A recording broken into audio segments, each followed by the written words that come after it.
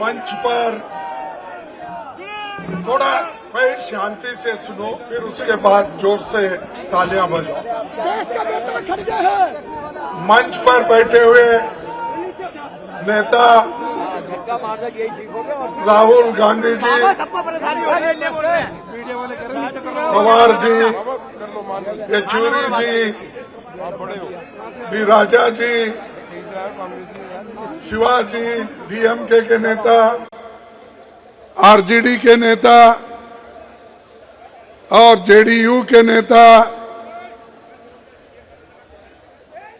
और बहुत से हमारे इंडिया अलायंस पार्टी के जो भी नेता यहाँ बैठे हैं, क्षमा चाहता हूं, मैं सबका नाम नहीं ले सकता समय के अभाव से।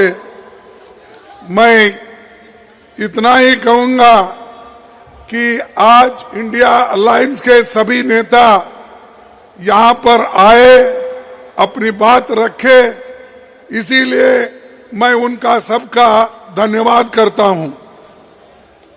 ये इंडिया अलायंस क्यों बना? इंडिया अलायंस इसलिए बना जो मोदी जी, शाह, इन्होंने डेमोक्रेसी को खत्म करने का एक बीड़ा उठाया है।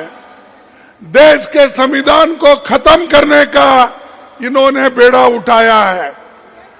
दलितों को, मजदूरों को, किसानों को, महिलाओं को कुचलने का काम इन्होंने किया है और अभी भी कर रहे हैं। इस देश के डेमोक्रेसी को खत्म करने के लिए ही 146 एमपीज को इन्होंने बाहर निकाला। कोई कुछ नहीं बोला। हमारे राम गोपाल यादव जी यहाँ नहीं है, उन्होंने बहुत दूर बैठे थे। ऐसे कई जो 147 एमपीज में दूर दूर बैठे थे, मुंह भी नहीं खोले थे, बोलने का बात उनको समय भी नहीं मिला, लेकिन उसको सस्पेंड किया गया। सस्पेंड करने के बाद हमने बाहर सभी मिलके गांधी स्टैचू के पास सत्याग्रह किया, धरना किया। तब जो हमारे सदन में सरकार के तरफ से ये आता है, मुझे बहुत धक्का लगा कि एक संविधान के उच्च पद पे बैठते हैं ऐसे लोग कहते हैं कि मैं एक फलाना जाति का आदमी हूं, इसीलिए मुझे इंसल्ट कर रहे हैं। अरे अगर आप देश के संरक्षक करने का अधिकार लिए हैं, संविधान के तहत आप चलने का वायदा किए हैं, तो आप जात पात की बात अंदर करते हो और जात पात पे चलने की बात करते हो। अगर आपकी हालत यही है तो मेरे जैसे दलित की हालत क्या होगी? मैं जब उठता था, सदन में उठता था बात करने के लिए, आपके तरह आवाज उठाने के लिए, तो उस वक्त कभी मुझे मौका नहीं मिलता था।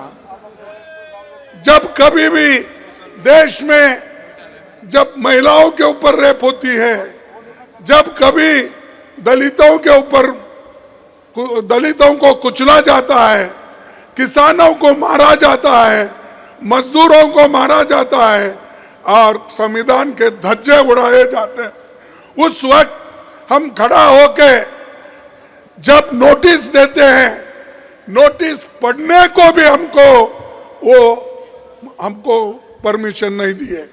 तो मैं ये क्या कहूं कि ये बीजेपी के लोग, बीजेपी की सरकार एक दलित को बोलने नहीं देगा, ऐसा मैं कहूं?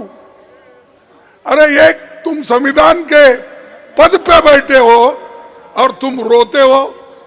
अरे संविधान चलाओ, संविधान के तहत, डेमोक्रेसी के तहत सबको बात करने का हक है और वो आजादी आप छीन नहीं ले सकते।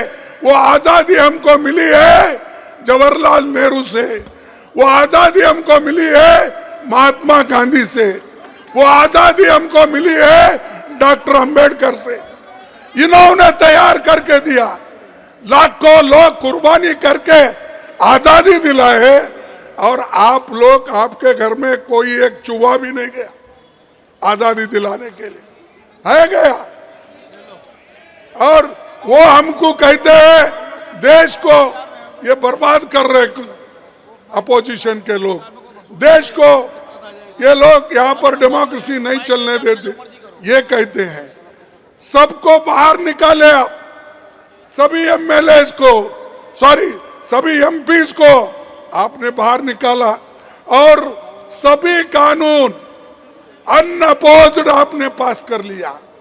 3 क्रिमिनल कानून ऐसे हैं, आगे आने वाले दिन में वो सारे सिटीजन्स को सताएंगे।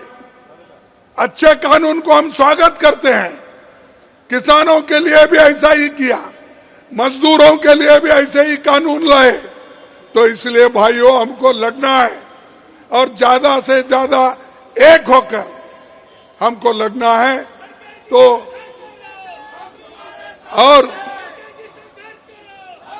और आज मोदी जी हर एक को दबा रहे, हमारे कार्यकर्ताओं को जहां कहीं इलेक्शन आता है उनको ईडी का डर, सीबीआई का डर, इनकम टैक्स का डर।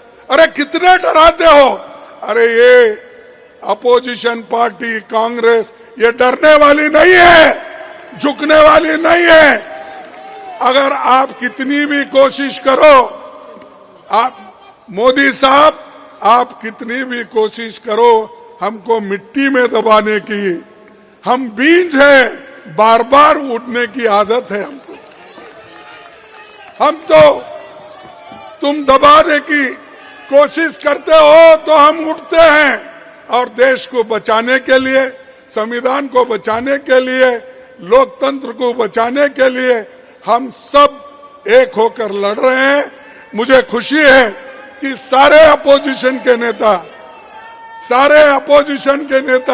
एक हो गए हैं। अब जब सब लोग एक होते हैं तब अकेला मोदी कुछ नहीं कर सकता। और मोदी जी को इतना घमंड आया है, इलेक्शन से पहले ही कहते हैं कि 400 सीट जीतेंगे। तो क्या मतलब भाई, 400 सीट जीतने का क्या है तुम्हारे पास? इतने पॉपुलर तो नहीं है, क्योंकि मैं देखा हूं जब कर्नाटक में आए हर जगह फिरे, गली गली फिरे, हार के आए। तेलंगाना में गली गली फिरे, हार के आए। हिमाचल में गली गली फिरे, हार के आए। ऐसी क्या बात है? तो आप पहले ही कह रहे मैं 400 सीट लाऊंगा। अरे आपको जो जनता आपको सत्ता में बिठाई है वो जानती है कि आपको सत्ता से कैसा बाहर निकालना, नीचे गिराना। तो इसलिए मैं इतना ही कहूंगा, आप सभी लोग यहाँ आए हैं, सभी नेताओं का भाषण सुने हैं, तो इंडिया अलायंस एक होके लड़ रही है, इसको आप साथ दीजिए, एक हो जाइए। और मैं सभी मीडिया से भी अपील करता हूं, जो सच है वो तो बताइए, जो सच है वो तो कहिए, जो सच है वो तो लिखिए। इतना ही मैं आपको कहूंगा। और आप सभी को, युवाओं को, और जो ये अनएम्प्लॉयमेंट का प्रॉब्लम है, जैसा राहुल जी ने कहा, और इन्फ्लेशन का कीमतें बढ़ रही है, इसके बारे में हमको ज्यादा सोचना है। उस नजर से आप देखकर एक हो जाएंगे और आगे हमको पूरा सपोर्ट करेंगे। इतना कह के मेरे भाषण को समाप्त करता हूं। जय हिंद, जय हिंद, जय हिंद, जय हिंद। धन्यवाद. एबीपी माझा, उघडा डोळे बघा नीट.